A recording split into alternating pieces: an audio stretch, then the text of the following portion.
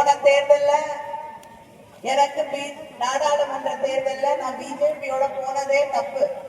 இனிமேல எனக்கும் அவங்களுக்கும் ஒட்டும் இல்லை, உறவும் இல்லை. நான் இஸ்லாமிய சகோதரர்களுக்கு தவறு செய்து விட்டேன் என்று சொன்னவர் இந்த தேர்தல்ல மறுபடியும் மேடையில போய் அவங்களோட கைகோத்து நின்றுட்டு இருக்காரு. இப்பொழுது சொல்கிறார், நான் பிஜேபியோட ஒன்றிய அரசாங்கத்தோட அமித்ஷாவோட பிரதமரோட இணக்கமாக இருந்ததாலதான் தமிழ்நாட்டுக்கு நிறைய திட்டத்தை கொண்டு வந்தேங்கிறார். என்ன திட்டத்தை கொண்டு வந்தாரு? ஒன்னும் கிடையாது. நம்முடைய மாணவர்கள் மருத்துவ கல்லூரியில போய் படிக்க முடியாத நீட் தேர்வுகளை கொண்டு வருவதற்கு இவரும் காரணமாக இருந்தார். சிறுபான்மையினருடைய குடியுரிமையை பறிக்கக்கூடிய சிஏஏ கொண்டு வரப்படுவதற்கு இவரும் ஒத்துழைத்தார். இன்னைக்கு மின்சார கட்டணம் ஏறிக்கிட்டே இருக்கு. அம்மையார் ஜெயலலிதா அவர்கள் கூட கையெழுத்து போடல உதய மின் திட்டத்துல.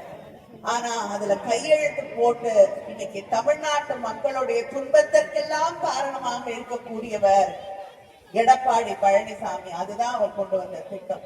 விவசாயிகளுக்கு எதிராக கொண்டு வரப்பட்ட சட்டங்கள், அந்த சட்டங்களுக்கு ஆதரவு தெரிவித்தவர் தான், அந்த திட்டத்துக்கு ஆதரவு தெரிவித்த திட்டத்தை தான் எடப்பாடி பழனிசாமி போட்டார். இன்னைக்கு நம்முடைய சகோதர சகோதரிகள் 100 நாள் வேலை, அந்த 100 நாள் வேலை கூட கிடைக்காம போறதுக்கு ஒரு சட்டத்தை மோடி அரசாங்கம் கொண்டு வந்திருக்கிறது. அதை எதிர்த்து போராடி கொண்டிருக்கக்கூடிய முதலமைச்சர் நம்முடைய முதலமைச்சர் அண்ணன் தளபதி அவர்கள். ஆனா அந்த திட்டத்துக்கு நிதி கொடுக்கறது இல்ல மோடி உடைய ஆட்சி. அதை எதிர்த்து கேள்வி கேட்காம அந்த சட்டத்திற்கும் ஆதரவு தெரிவித்தவர் எடப்பாடி பழனிசாமி. இதுதான் அவர் தமிழ்நாட்டுக்கு செய்திருக்கக்கூடிய திட்டங்கள், தமிழ்நாட்டுக்கு செய்திருக்கக்கூடிய துரோகங்களை நீங்க அடுக்கிட்டே போலாம். அப்படிப்பட்ட ஒருவர் இந்த தேர்தல்ல திடீர்னு தேர்தல் நேரத்துல நாடாளுமன்ற கூட்டத்தொடர்லாம் முடிஞ்சிருச்சு. முடிச்ச பிறகு மறுபடியும் 3 நாள் தேர்தலுக்கு நடுவுல கூட்டத்தொடர் வைக்கிறோம் என்று ஒன்றிய அரசாங்கம் பிஜேபி அழைக்குது. எல்லா எதிர்கட்சி தலைவர்களும் இன்னும் ஒரு 10 நாள் கழிச்சு வச்சுக்கோங்கிறாங்க. எதுக்காக இந்த கூட்டத்தொடர்? பெண்களுக்கான இடஒதுக்கீட்டை கொடுக்கிறேன், ஆனா அதுக்காக எண்ணிக்கையை அங்க இருக்கக்கூடிய நாடாளுமன்றங்களிலே சட்டமன்றங்களில் இருக்கக்கூடிய எண்ணிக்கையை அதிகரித்து கொடுக்கிறேன் என்கிறார். நம்ம என்ன சொல்றோம்? இருக்கிற எண்ணிக்கையில கொடுங்க. ஆனா அவங்க எண்ணிக்கை அதிகரிக்கிறாங்க. அப்படி அதிகரிக்கும் போது தமிழ்நாடு பாதிக்கப்படுமா? நம்மை போல மக்கள் தொகையை கட்டுப்படுத்தி இருக்கக்கூடிய முன்னேறிய மாநிலங்கள் பாதிக்கப்படுமா? அப்படிங்கிறதுதான் நம்முடைய கேள்வி. அதுக்கு எந்த தெளிவான பதிலும் இல்லை. இன்னைக்கு வச்சவங்களுடைய நிலைமை எல்லாம் என்ன ஆச்சுன்னு உங்களுக்கு நல்லா தெரியும். பீகார்ல நிதிஷ்குமார் எத்தனையோ முறை முதலமைச்சராக இருந்த அவருக்கு இன்னைக்கு மாநிலங்களவையில உறுப்பினராகத்தான் அவர் அனுப்பப்பட்டிருக்கிறார். முதலமைச்சர் இல்லை.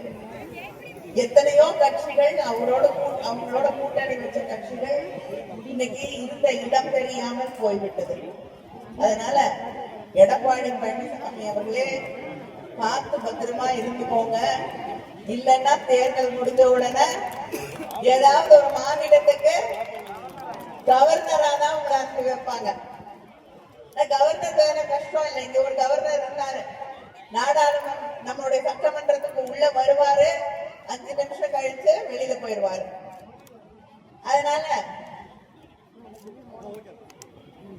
காலில் விழுந்தா மத்தவங்க காலில் விழுறத பத்தி பிரச்சனை இல்லை. இவர் காலில் யார் காலில் விழுந்தாலும் அந்த காலில் விழுந்த காலை இல்லாம பண்ணிடுறாரு. அம்மையா சசிகலா அவர்களுடைய காலில் விழுந்து ஆசீர்வாதத்தோடு முதலமைச்சர் ஆனாரு. இன்னைக்கு அந்த அம்மையாருக்கே கட்சியில இடம் இல்லை. இவருக்கு முன்னாடி அம்மையா ஜெயலலிதா அவர்கள் தேர்ந்தெடுத்த முதலமைச்சர் ஓபிஎஸ் அவர்கள். இன்னைக்கு அதிமுகல அவருக்கும் இடம் இல்லை. தமிழ்நாட்டை காப்பாற்றணும்னா தளபதியால மட்டும்தான் முடியும்னு அவர் நம்மோட தன்னை இணைத்துக் கொண்டிருக்கிறார். இப்படி தமிழ்நாட்டுக்கும் சரி, தன்னை வளர்த்த கட்சிக்கும் துரோகம் செய்து கொண்டிருக்கக்கூடியவர். இன்னைக்கு அண்ணா திமுக அமித்ஷா திமுகவா ஆயிடுச்சு. அதனால அவர் கவர்னரா நிச்சயமா அனுப்புவாங்க. இவ்வளவு இதை விட நல்ல அடிமை வேற யாருக்கும் கிடைக்காது. எந்த மாநிலத்துக்கு போனாலும் சொன்னதை செய்யக்கூடிய ஒருவர் தான் எடப்பாடி பழனிசாமி. டெல்லியில போய் கியூல நின்று அவர்களை தரிசனம் செய்து விட்டு வந்து கொண்டிருக்கக்கூடியவரை நிச்சயமா அவங்க கவர்னரா ஆக்குவாங்க.